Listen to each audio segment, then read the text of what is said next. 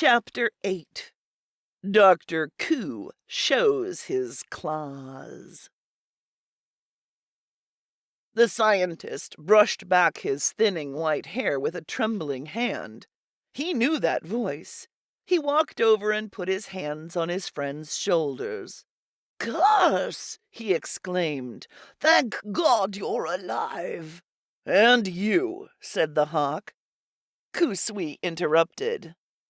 "I am most glad, honored master scientist," he said in the flowery oriental fashion that he affected in his irony, "to welcome you here. For me it is a memorable occasion. Your presence graces my home, and, however unworthily, distinguishes me, rewarding as it does aspirations which I have long held. I am humbly confident that great achievements will result from your visit."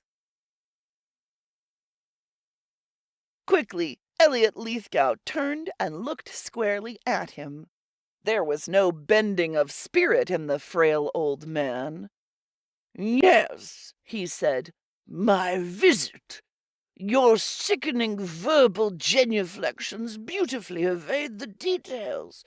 The house of my friend raided at night. He himself, unarmed, shot down in cold blood, his house gutted. You are admirably consistent, Dr. KU. A brilliant stroke, typical of your best." 5 faint lines appeared across the Eurasian's high, narrow brow. "What?" he exclaimed. "Is this true? My servitors must be reprimanded severely, and meanwhile I beg you not to hold their impetuousness against me." Carse could stand it no longer.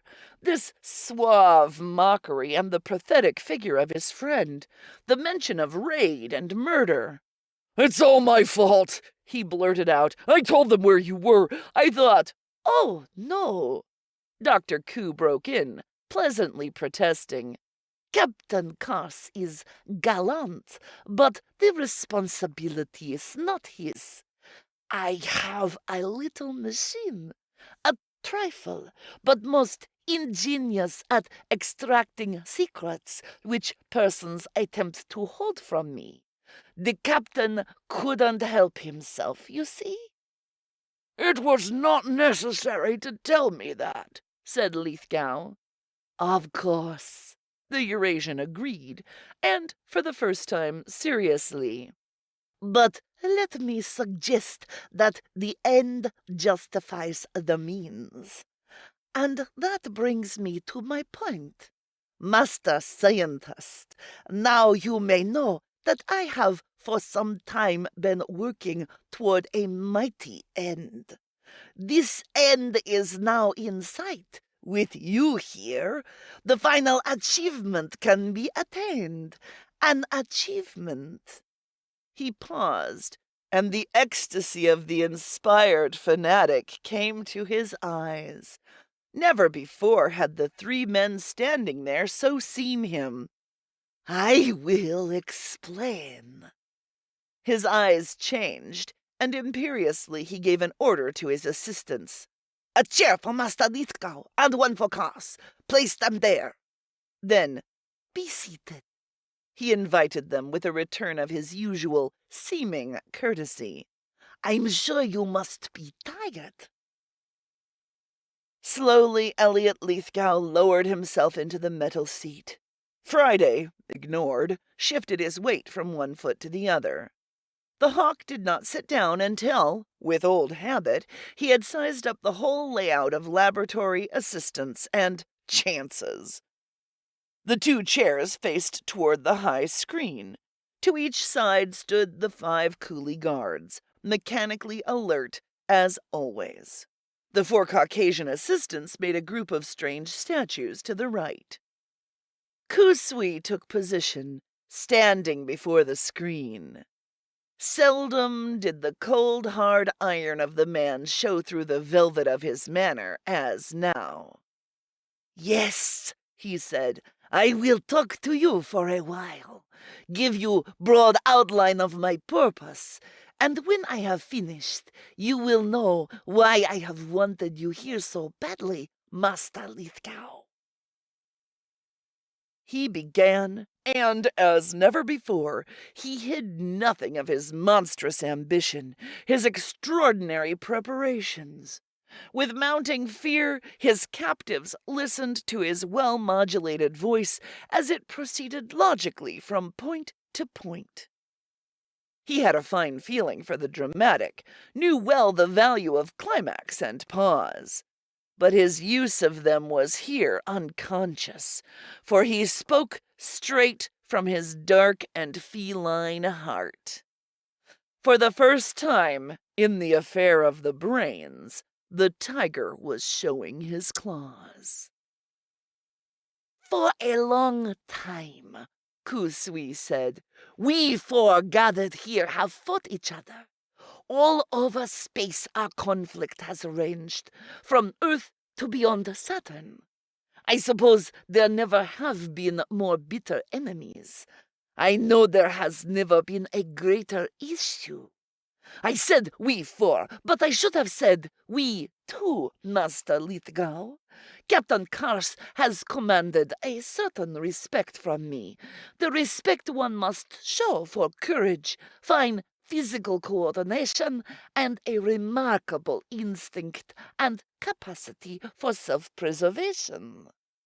But after all, he is primarily only like the Black Here Friday, and a much less splendid animal. It is a brain that receives my respect. A brain! Genius! I do not fear Carse. He is only an adventurer. But your brain, Master Lithgow, I respect. For, naturally, brains will determine the future of this planet around us. The man with the most profound and extensive scientific knowledge, united to the greatest audacity. Remember, audacity can rule them, everyone. He paused and looked into the eyes of the master scientist. Pointedly, he said, you, Master Lithgow, have the brains, but not the audacity. I have the audacity and the brains, now that you are here. Cold prickles of fear chased down Carse's and the scientists' spines at this obscure threat. Some of their reaction must have shown in their faces, for the Eurasian permitted himself a brief, triumphant smile, and added, you shall know just what I mean in but a few minutes. Right now, in this very laboratory, the fate of the planets is being decided. HAWK CARSE licked his dry lips. Big words, he said. Easily proved, Captain Carse, as you'll see. What can restrain the man who can instantly command Earth's masterminds of scientific knowledge? The man who has both a considerable brain of his own to call on, and the mightiest brains in existence, all coordinated for perfect instant effectiveness. Why, with these brains working for him, he can become omnipotent. There can be but feeble resistance to his steps toward universal power. Only chance, unpredictable chance, always at work, always powerful, can defeat him. And my audacity allows me to disregard what I cannot anticipate. You talk riddles, answered Lithgow. You do not explain your intended means. What you imply you can do with brains is utterly impossible. Impossible? Ever a foolish word, master. You know that the brain has always been my special study. As much as 10 years ago, I was universally recognized as the greatest expert in my specialty. But I tell you that my knowledge of the subject was as nothing then to what it is now. I have been very busy these last 10 years. Look." With a graceful sweep of a hand, he indicated the 4 coolie guards and his 4 white-smocked assistants. "These men of mine," he continued, "do they appear normal, would you say? Or rather, mechanicalized, lacking in certain things, and thereby gaining enormously in the values which can make them perfect servitors? I have removed from their minds certain superficial qualities of thought. The 4 men in white were, a few years ago, highly skilled surgeons, 3 of them brain specialists, and noted for exceptional intellects and bold, pioneering thinking. I needed them and took them, diverting them from their natural state, in which they would have resisted me and refused my commands. Certain complicated adjustments on their brains. And now their brains are mine, all their separate skill at my command alone." Lithgow sat back suddenly, astonishment and horror on his face. His lips parted as if to speak, then closed tightly together again. At last he uttered one word. "Murderer!" Dr. Koo smiled. "In a sense, yes. But let me go on. The reshaping of these mentalities, and of the mentalities of all my coolies, were achievements and valuable ones. But I wanted more. I wanted much more. I wanted the great, important part of all Earth's scientific knowledge at my fingertips, under my control. I wanted the exceptional brains of Earth, the brains of rare genius, the brains that lived like lonely stars, infinitely removed from the common herd. And more than that, I wanted them always. I wanted them ageless, for I had to seal my power." The Eurasian's words were coming more rapidly now, though the man's thoughts and tone were still under control, and Carse, sitting there silently, felt that the climax was being reached, that soon something unthinkable, something of dread would be revealed. The voice went on. "These brains I wanted were not many, only 6 in all.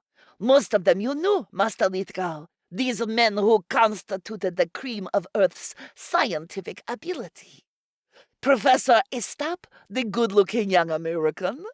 Dr. Swanson, the Swede. Master Scientist Cram, the great English genius Cram, already legendary, the only other of that rank besides yourself.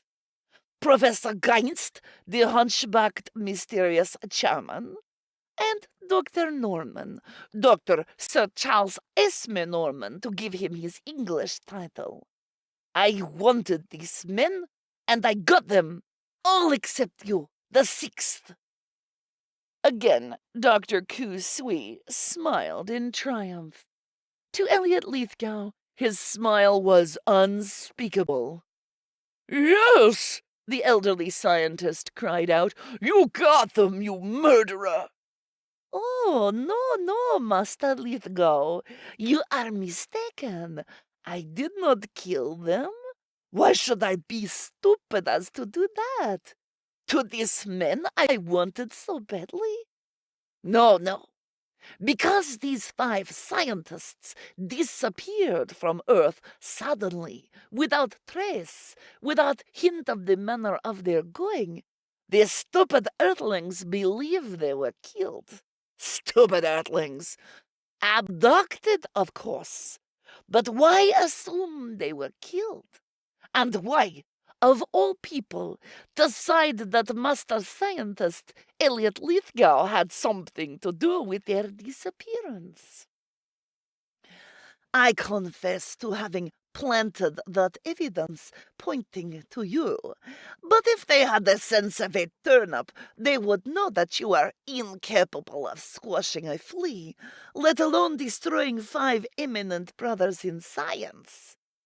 You, jealous, guilty of 5 crimes passionnels? Pour le science? Credulous earthlings, incredible earthlings. And here you are, a haunted man with a price on your head. So, for 10 years, you have thought I murdered those 5 men? No, no.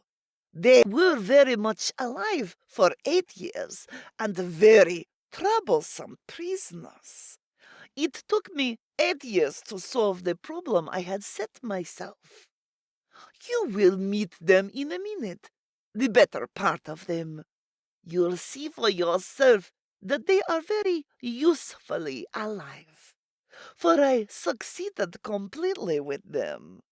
I have sealed my power. His silk pajama-like clothing rustled loud in the strained silence as he turned to the screen behind him. For some obscure reason, the perfume about him, flowers of tinsin, seemed to grow in their nostrils. "Observe," he said, and lifted it aside. An assistant threw a switch on a nearby panel. The unnatural quiet in the laboratory was resumed. "The ultimate concentration of scientific knowledge and genius! The gateway to all power!"